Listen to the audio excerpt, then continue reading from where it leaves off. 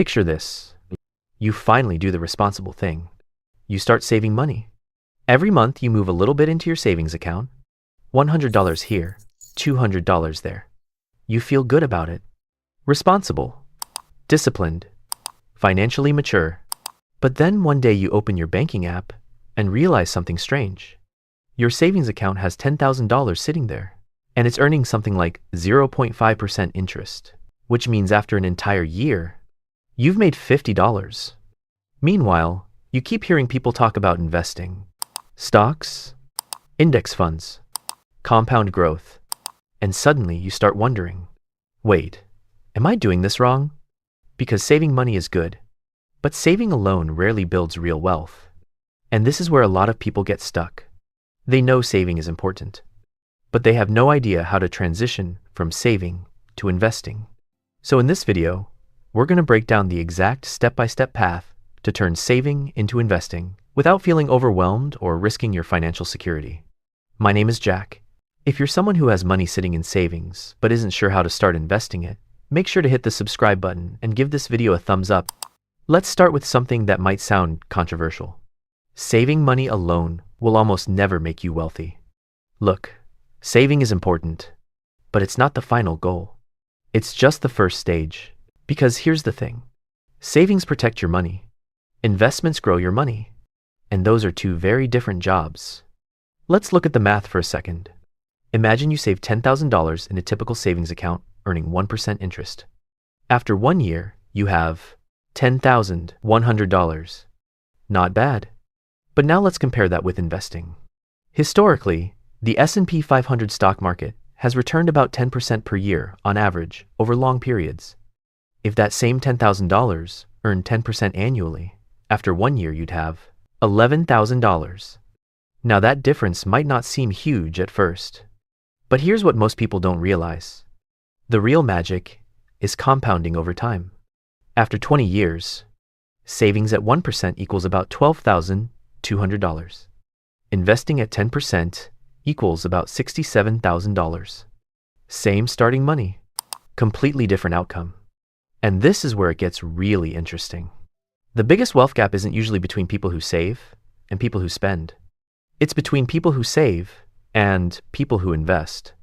But here's the problem. Most people never make that transition.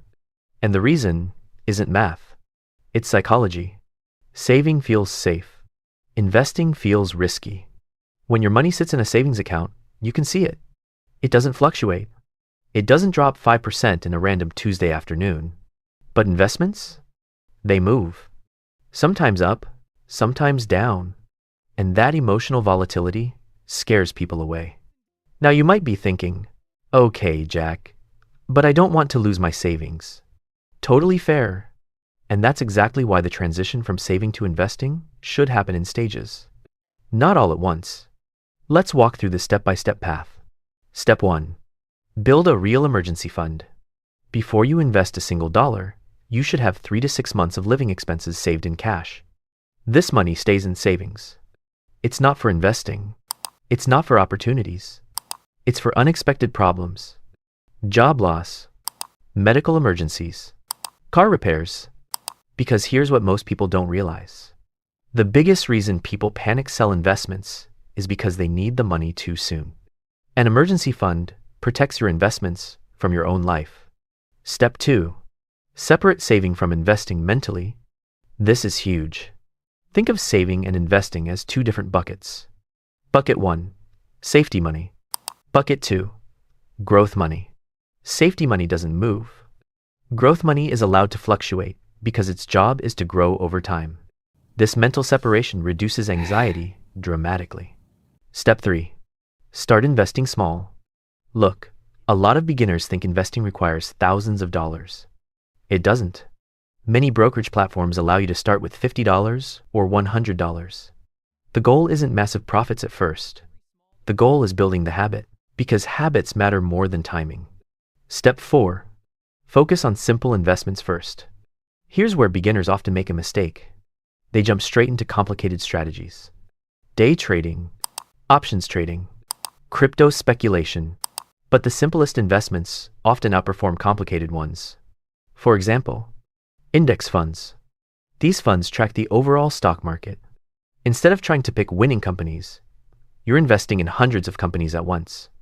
Diversification, lower risk, long-term growth. It's simple, and it works. In fact, legendary investor Warren Buffett has repeatedly recommended low-cost index funds for most investors. Now here's what most people don't realize. The most powerful investing strategy is actually pretty boring. It's called consistent investing. Let's look at a quick example. Imagine you invest $300 per month into the stock market. If the market averages 8% per year, after 25 years, you'd have roughly $285,000. But here's the crazy part. You only contributed $90,000. The rest, almost $195,000, comes from investment growth. That's compounding working in your favor. But psychology still matters here, because investing feels uncomfortable at first. Markets go down. News headlines get dramatic. People panic. And this is where discipline separates investors from gamblers. Let me give you a quick analogy. Saving money is like storing seeds in a jar. You're protecting them, but nothing grows. Investing is like planting those seeds in soil. At first, it looks messy. You don't see results immediately, but over time, things grow. And eventually, you have something far bigger than the original seeds. Now you might be thinking, okay, but what if I start investing and the market crashes? Great question. Because market crashes are normal. They've happened dozens of times in history. But here's the key insight. Long-term investors actually benefit from downturns. Because when markets drop, your monthly investments buy more shares at lower prices, which often leads to stronger returns when markets recover. This is why many experienced investors stay calm during market volatility. They're thinking in decades, not days. So let's summarize the step-by-step path. First, build a 3 to 6 month emergency fund. Second, separate your money into safety money and growth money. Third, start investing small amounts consistently. Fourth, focus on simple long-term investments like index funds. And fifth, stay disciplined and give compounding time to work. Because here's the truth most people eventually learn. Saving money gives you stability, but investing gives you freedom. The earlier you combine both, the more powerful your financial future becomes. If this video helped you understand the path from saving to investing, make sure to hit subscribe.